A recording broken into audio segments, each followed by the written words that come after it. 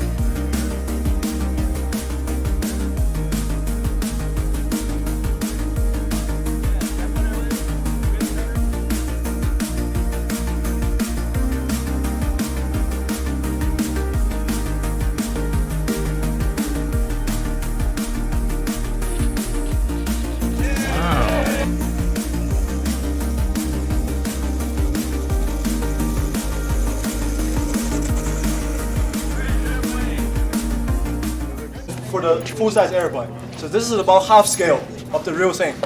The original purpose of this airplane is to validate that this ship can fly. And this right now, what I have is version 3. Why is it version 3? Because the other two are in a million pieces. Yeah. So this plane is fully 3D printed and built in 2 days, with 5 3D printers going at the same time. Oh, God. And What's your PLA that you use in it? there's no PLA in this airplane. ABS? Everything is printed out of ASA or foaming ASA. And I use some carbon fiber spar to reinforce the structure. I have flaps, I have aileron, elevator, and rudder, and I also have retractable landing gear. For the power, I'm running 8S. 8S, so 2 4S in series. What's the wingspan on it? So the wingspan of this airplane is exactly 2 meters. What? I do everything in metric, don't complain. Yeah. It weighs 6 pounds exactly. That's not metric. Yeah, you guys don't understand how many kilograms that is? 2.6 kilograms. High wing loading. It's okay, not the highest wing loading airplane I've flown, but we'll see. Let's see it. Any other questions? That was impressive.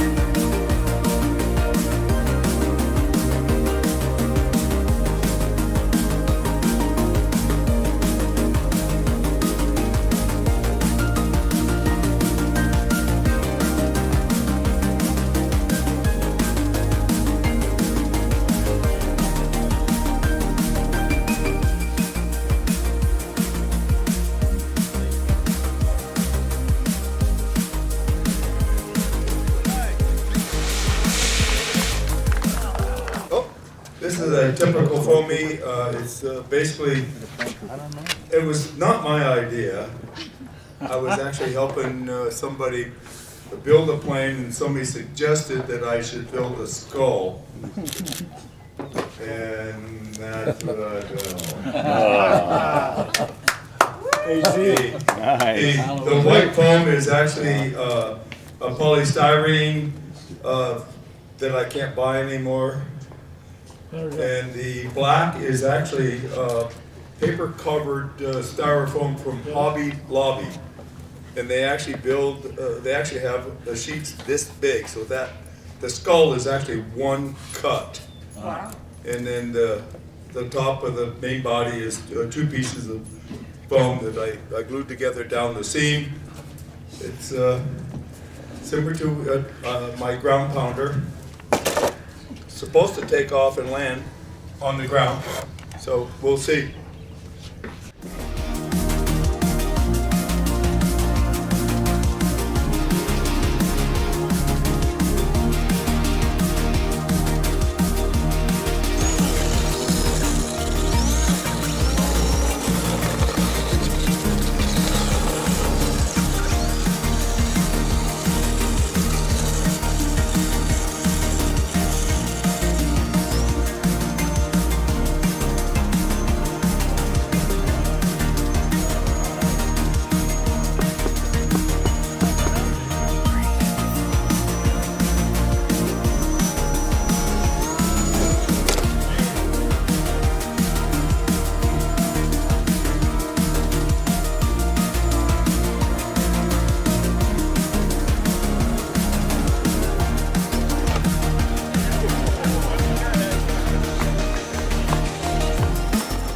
So this was a covering and finishing experiment for me. I did a variety of techniques on this. The wing is 1.25 ounce polyester, as are the tail feathers. The elevator and the rudder are fiberglass in 1 ounce with epoxy. The ailerons were done just in epoxy. Then I used a variety of finishing techniques. I used butyrate on most everything. Oh, I also used silk span on the fuselage. So a little bit of everything.